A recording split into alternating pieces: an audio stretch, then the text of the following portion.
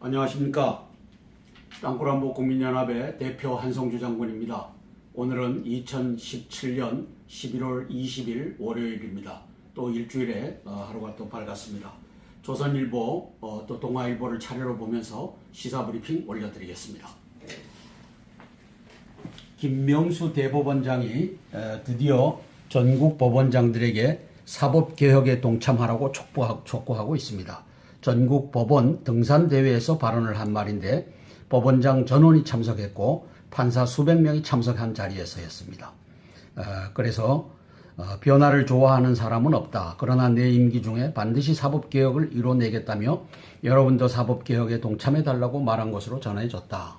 이날 행사엔 일부 대법관과 32명의 전국 법원장, 부장판사 등 수백 명이 참석했다. 경연으로 열리는 이 행사는 그동안은 대법원장이 판사들을 격려하는 자리였다. 그런 모임에서 대법원장이 강한 어조로 사법개혁을 주문한 것은 드문 일이다. 법원 일각에선 김 대법원장의 사법개혁이 편향적으로 흐를 수 있다는 우려가 나오고 있다. 김 대법원장이 그동안 판사 블랙리스트 의혹 재조사를 요구해온 국제인권법연구회와 그 전신격인 우리법연구회 회장 출신이기 때문이다. 이런 우려가 나오고 있습니다. 한국당에서는 검찰 활동비 100억 원도 수사를 해라. 형평에 맞게 해라. 홍준표 상납받은 법무부도 처벌하는 것이 형평에 맞다. 국회 청문회도 추진하겠다. 이렇게 나오고 있습니다. 이 양반이 임창열이라고 IMF 때 경제부총리 했던 분이에요. 그래서 한국 경제에 서서히 죽어가는 암에 걸려있다. 이게 서서히 죽어가는 암에 걸려있다. 그러면서 임창열 당시 경제부총리 IMF 때는 급성, 지금은 만성 질환이다. 전문가 68% 5년 내 위기가 온다. 주력산업, 가계빚, 노동 문제가 제일 핵심이다. 주력산업이 망가지고 가계빚이 올라가고 노동 저임금 만원, 시간당 10,000원 이상 이것이 지금 대한민국의 경제를 암으로 몰아가고 있다. 이렇게 진단을 하고 있습니다. 저는 여기다가 경제를 죽이고 보수를 불태우는 문정부라고 썼습니다. 임종석, 문재인 정부.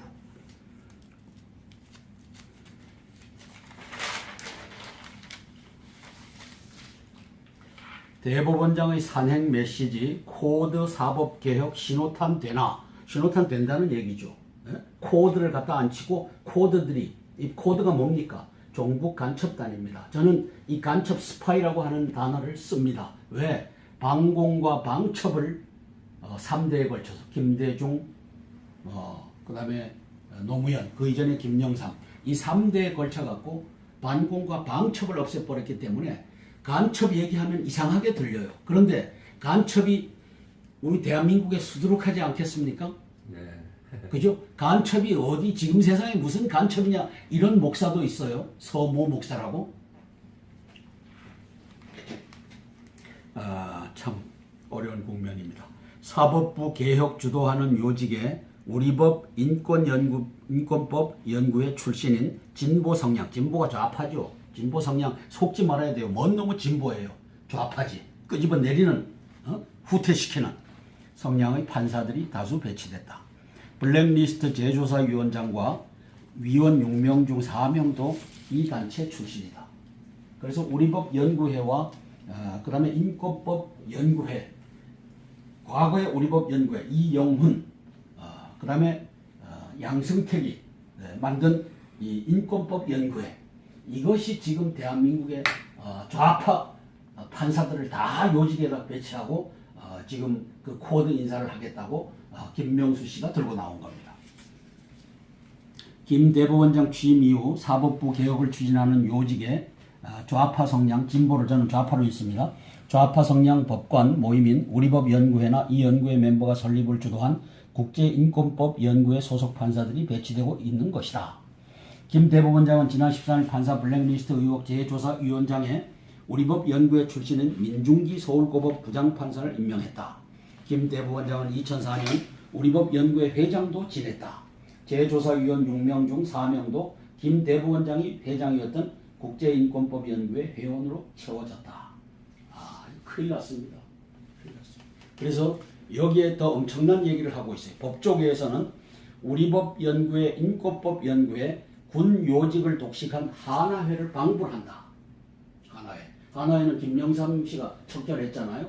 근데 지금 우리법 연구회 그 이어서 인권법 연구회는 하나회를 방불한다. 완전히 사법계를 주무르는 이러한 하나회 조직으로 등장했다. 이렇게 쓰고 있는 겁니다. 인권법 연구회는 우리 법의 후신인데 설립 주도한 판사 상당수가 같은 사람이다. 2015년부터 정치적 성격을 부각시켰다. 이 연구회는 올 초 사법행정권 남용 논란 문제를 본격적으로 제기하면서 법원 전면의 모습을 드러냈다. 이제 하나회처럼 등장한 겁니다. 지난 3월 법원 행정처 간부가 행사를 축소하라고 지시해 논란이 됐던 대법원장 인사권 관련 세미나를 열었던 단체가 바로 이 연구회였다. 이 문제로 법원 진상조사의 조사를 받던 이 연구회 출신 판사가 판사들을 뒷조사한 문건이 법원 행정처에 있다는 말을 들었다고 하면서 이른바 판사 블랙리스트 의혹이 불거졌다. 지금 사법 이제 이 용광로에 불이 떼어지기 시작했습니다. 김명수 용광로 노장이 용광로에 불을 떼기 시작한 겁니다. 자, 임창열 전 경제부총리가 하는 말입니다. 국제 경제의 약자가 되면 살점을 또 뜯긴다. 이대로는 그 길로 간다. 살점을 뜯기는 길로 간다. 20년 전 IMF 구제금융 신청한 임창열 전 부총리, 한국 그때 교훈 너무 빨리 잊었다.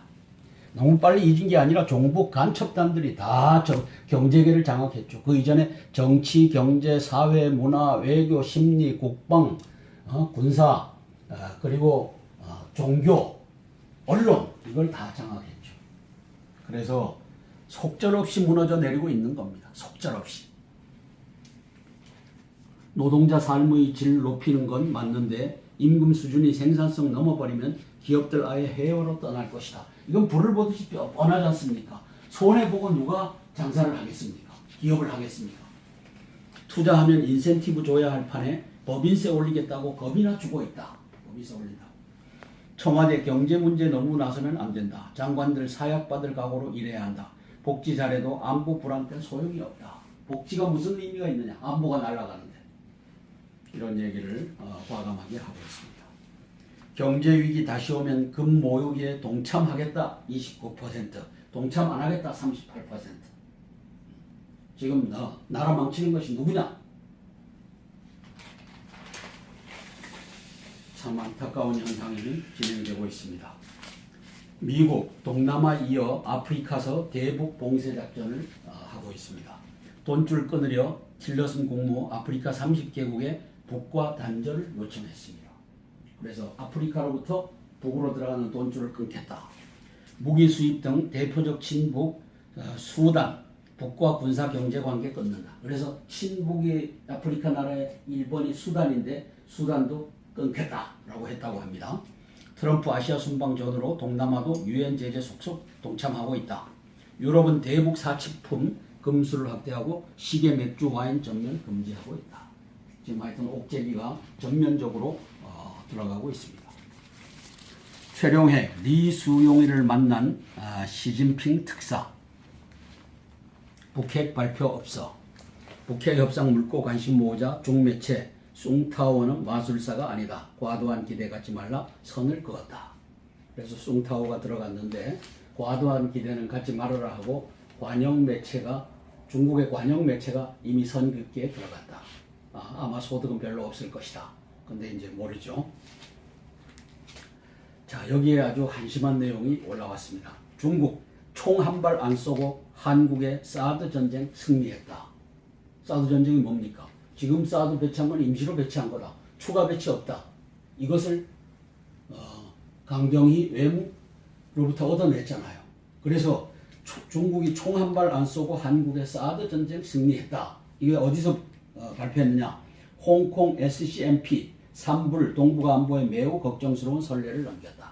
여기 보면 한국 정부가 중국의 사드 보복을 풀기 위해 이른바 산불로 불리는 군사적 제약을 선택한 것은 경제를 정치 군사 문제와 연동시키는 선례를 남긴 것으로 지역 안보를 약화시키는 위협으로 작용할 것이라고 홍콩 사우스 차이나 모닝 포스트가 18일 보도했다. 그러니까 이 홍콩 이 경제지도 경제를 갖다가 왜 정치에다 종속시켜 갖고 사드 풀겠다고 사드 문제 이거 중국과 교역을 확대하겠다고 사드 앞으로 추가 배치 안 한다 이런 약속을 하면은 동남아 동북아 동아시아 여기 안보에 그것이 어떤 영향을 끼치겠느냐 이렇게 한탄하고 있는 글을 올렸습니다. 참 한심스러운 외교입니다.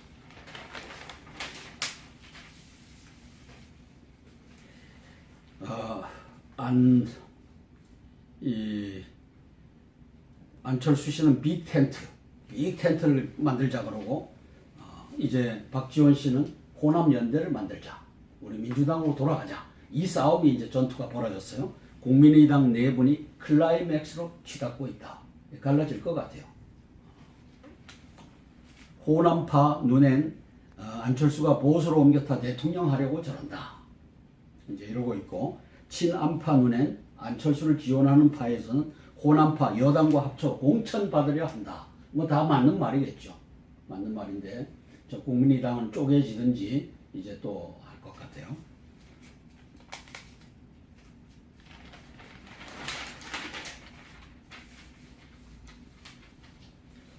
삼군 총장 해병대 사령관 서울 공관 없앤다.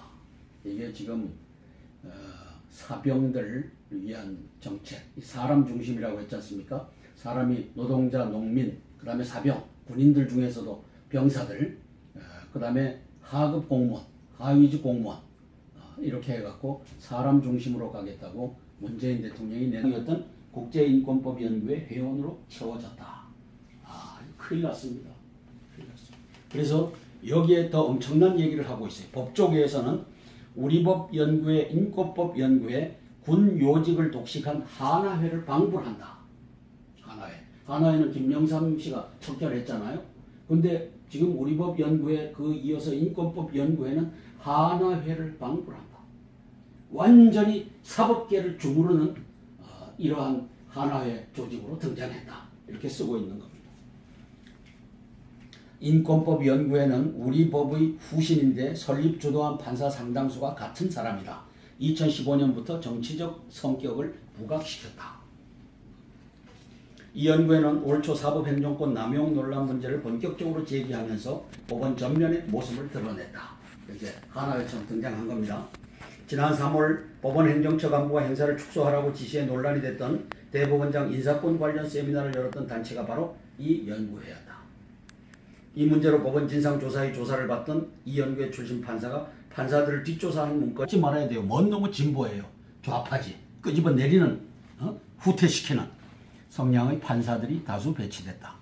블랙리스트 재조사위원장과 위원 6명 중 4명도 이 단체 출신이다. 그래서 우리법연구회와 그 다음에 인권법연구회, 과거의 우리법연구회 이영훈, 그 다음에 양승택이 만든 이 인권법연구회, 이것이 지금 대한민국의 좌파 판사들을 다 요직에다 배치하고 지금 그 코드 인사를 하겠다고 김명수 씨가 들고 나온 겁니다. 김 대법원장 취임 이후 사법부 개혁을 추진하는 요직에 좌파 성향, 진보를 저는 좌파로 있습니다. 좌파 성향 법관 모임인 우리법연구회나 이 연구회 멤버가 설립을 주도한 국제인권법연구회 소속 판사들이 배치되고 있는 것이다. 김 대법원장은 지난 13일 판사 블랙리스트 의혹 재조사위원장에 우리법연구회 출신인 민중기 서울고법 부장판사를 임명했다. 김 대법원장은 2004년 우리법연구회 회장도 지냈다. 재조사위원 6명 중 4명도 김 대법원장이 회장 경제를 죽이고 보수를 불태우는 문정부라고 썼습니다. 임종석 문재인 정부.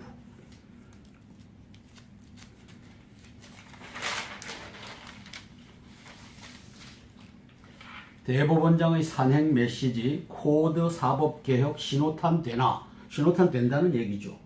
코드를 갖다 안 치고 코드들이, 이 코드가 뭡니까? 종북 간첩단입니다. 저는 이 간첩 스파이라고 하는 단어를 씁니다. 왜? 방공과 방첩을 3대에 걸쳐서 김대중, 그 다음에 노무현, 그 이전에 김영삼, 이 3대에 걸쳐갖고 반공과 방첩을 없애버렸기 때문에 간첩 얘기하면 이상하게 들려요. 그런데 간첩이 우리 대한민국에 수두룩하지 않겠습니까?